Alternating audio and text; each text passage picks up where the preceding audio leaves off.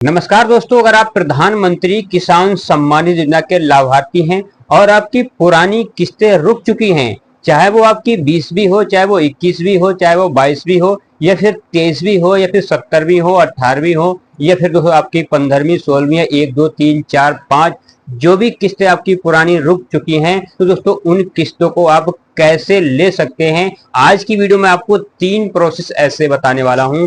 अगर आपने तीनों प्रोसेस पूरे कर लिए दोस्तों, तो जो नए किसान हैं वो अगर तीनों प्रोसेस पूरे कर लेंगे तो आगे आने वाले समय में कभी उनकी किस्तें रुकेंगी नहीं, और जो पुराने लाभार्थी हैं उनका पैसा रुक चुका है तो 100% दोस्तों पैसा उनको खाते में आ जाएगा पीएम किसान सम्मान निधि योजना का। दोस्तों बहुत कंप्लीट प्रोसेस आज की वीडियो में आपको बताने वाला हूं। वीडियो को पूरा देखना दोस्तों, क्योंकि दोस्तों पीएम किसान से संबंधित या फिर राशन कार्ड से संबंधित या फिर दोस्तों आपकी विधवा पेंशन से संबंधित या फिर फार्मर आईडी से संबंधित वीडियो में आपको लेकर आता रहता हूं। जो प्रॉब्लम्स होती हैं मेरे व्यूवर्स, मेरे सब्सक्राइबर्स को किसी तरह की कोई भी प्रॉब्लम ना हो, इसलिए दोस्तों मैं प्रॉब्लम्स पे वीडियो अधिकतर बनाता हूं। तो दोस्तों सबसे पहले हम नए किसानों की बात करते हैं, उन्हें क्या क्या काम जरूरी है। उसके बाद दोस्तों मैं आपको बताऊंगा कि आपकी किस्तें रुक चुकी हैं तो आप कैसे किस्तें ले सकते हैं। दोस्तों जो नए किसान हैं उन्हें सबसे पहले ये चेक करना होगा कि हमारा एनपीसीआई और डीबीटी कैसे चालू होगा।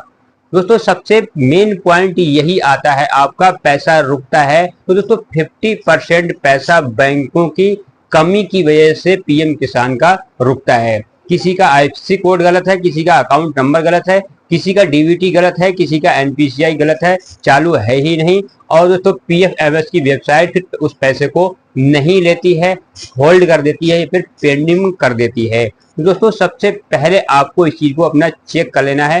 पीएम किसान का जब आप फॉर्म अप्लाई कराएंगे, अप्लाई कराने के बाद आपको बैंक अकाउंट अपना 100% बैंक जाके चेक कर लेना है कि आपकी एनपीसीआई डीबीटी चालू है या नहीं है। अगर दोस्तों किसी कारणवश आपका ये नहीं चालू हो पा रहा है तो दोस्तों ये बहुत बड़ा रामबाण तरीका है कि आपको इंडिया पोस्ट पेमेंट बैंक में 100% आप खाता खुलवा लीजिए। जितनी भी आपकी डीबीटी आती हैं, चाहे वो पीएम किसान का पैसा हो, चाहे आपका वृद्धा पेंशन का पैसा हो, विकलांग पेंशन का पैसा हो, चाहे बहुत सारी जितनी सरकारी डीबीटी आती हैं, दोस्तों पैसा आपका रुकेगा नहीं।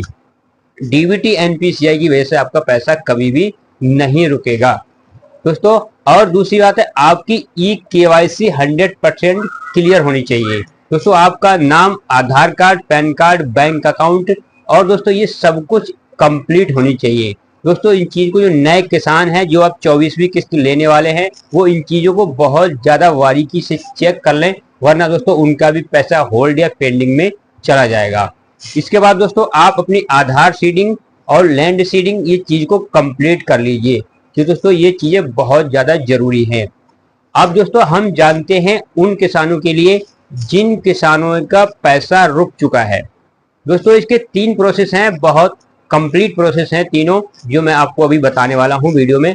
सबसे पहला दोस्तों प्रोसेस है कि आप अपना स्टेटस चेक करेंगे। आपकी किस्तें रुकी हैं, चाहे आपकी 1 किस्त रुकी है, 2 किस्तें रुकी है, जिस भी नंबर की आपकी किस्तें रुकी हैं, अब तक पीएम किसान की 23 किस्तें आपके खाते में दी जा चुकी हैं दोस्तों। जिनका पैसा 2-2 हजार रुपए आपको दिया जाता है प्रति 4 महीने में, सालाना आपको 6,000 रुपए दिया जाता है। इसकी 23 किस्तें अब तक पीएम किसान के लाभार्थी को डीबीटी की जा चुकी हैं। अब 23 किस्त में आपका जो भी पैसा रुका हुआ है उसका आप पीएम किसान की ऑफिशियल वेबसाइट पर जाकर अपना स्टेटस चेक कीजिए। स्टेटस चेक करने के बाद आपको वहां पहुंचना है चेक एलिजिबिलिटी स्टेटस में। अब जब आप चेक एलिजिबिलिटी स्टेटस में पहुंचते हैं, वहां पहुंचकर दोस्तों आपको ये जानकारी करनी है आखिर किस्त रुकी है तो रुकी क्यों है। दोस्तों वहां पर पहुंचकर आपको पूरा पता लगता है कि आपको क्या आप पति पत्नी दोनों एक साथ लाभ ले रहे हैं, या फिर आपको अपात्र ठहराया गया है, या फिर आपकी ई केवाईसी नहीं है, आपकी एनपीसीआई डीबीटी नहीं है, या फिर दोस्तों आप किसी तरह से पीएम किसान के नॉट एलिजिबल हैं। तो दोस्तों इस चीज को आप बहुत बारीकी से वहां पर चेक कर लेंगे। सबसे पहला काम आपका ये है। दूसरा प्रोसेस दोस्तों आपको ये है कि अब दोस्तों आपने पता कर लिया कि हमारी किस्तें क्यों रुकी हुई हैं, उस रीजन को आपको हटाना है। जैसे कि आपका पैसा अगर रुका हुआ है या फिर फार्मर आईडी की वजह से, दोस्तों फार्मर आईडी की वजह से अगर आपका पैसा रुका हुआ है तो सीधे आपको अपनी फार्मर आईडी 100% क्लियर करानी है, क्योंकि दोस्तों फार्मर आईडी एक बहुत बड़ा रीजन है किस्त रुकने का, इसलिए फार्मर आईडी प्रोसेस कराना 100% जरूरी है।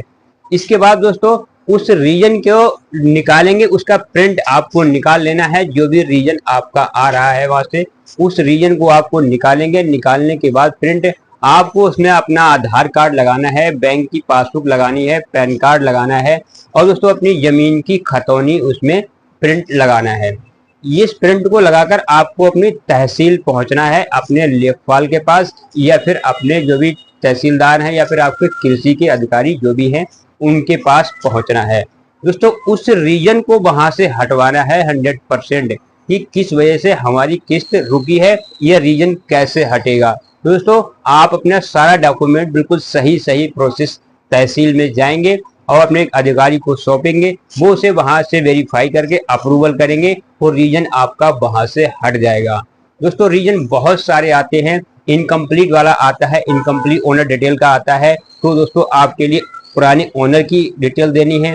अगर दोस्तों वाइफ और हस्बैंड मिस्टेक आती है उसमें, तो दोस्तों आपको वाइफ और हस्बैंड दोनों में से किसी एक का पैसा सरेंडर करना होता है, तब आपका पैसा वहां से मिलेगा आपके लिए। यहाँ से भी दोस्तों अगर आपका क्लियर नहीं होता है तो आपको एक बार दोस्तों अपने कृषि केंद्र पर जरूर पहुंचना है। आपके पड़ोस में तहसील में जो भी कृषि केंद्र होगा वहां पर आपको पहुंचना है और जो डॉक्यूमेंट आपने तहसील में सबमिट किए हैं वही डॉक्यूमेंट आपको वहां पर सबमिट करने हैं। कृषि केंद्र बहुत बड़ी भूमिका रखता है पीएम किसान सम्मान निधि योजना में। दोस्तों इस चीज को आप ध्यान रखें, क्योंकि कृषि केंद्र ही एक ऐसा है जो किसानों की सारी समस्याओं के लिए वहां पर सुलझाता है और आपके सुलभ करता है। तो दोस्तों आपको कृषि केंद्र पहुंचकर एक बार वेरीफाई जरूर कराना है। अगर फिर भी नहीं होता है तो जन सुनवाई पोर्टल पर आपको कंप्लेंट करनी है। आपको जो पीएम किसान के हेल्पलाइन नंबर दिए हुए हैं उन पर भी कंप्लेंट करनी है। दोस्तों 2 प्रोसेस हो गए। इन प्रोसेस से अगर आपका पैसा नहीं आता है तो तीसरा प्रोसेस और सबसे लास्ट प्रोसेस है कि आपको अपने डॉक्यूमेंट वेरीफाई कराने बहुत ही ज्यादा जरूरी है। आपको अपनी ई-केवाईसी कराना 100% जरूरी है। ई-केवाईसी बहुत ही बड़ी चीज है पीएम किसान के लिए। जिन किसानों का ई-केवाईसी नहीं है तो दोस्तों उनका पैसा रुक जाता है 100%। दोस्तों अगर आपने किसी भी तरह से कोई भी गलती नहीं की है पीएम किसान में और आप इसके पात्र हैं तो अपना दोस्तों सारा डाटा मिसमैच बिल्कुल भी मत होने दीजिए, बिल्कुल मैच रखिए और 100% पैसा आपका आएगा। आशा करता हूं दोस्तों जानकारी आपको अच्छी लगी होगी। जानकारी अच्छी लगी हो तो दूसरों को जरूर शेयर करें, क्योंकि दोस्तों ऐसी ही प्रॉब्लम से भरी हुई वीडियो मैं आपको लेकर आता रहता हूं ताकि आपको किसी भी तरह की कोई भी दिक्कत परेशानी ना हो।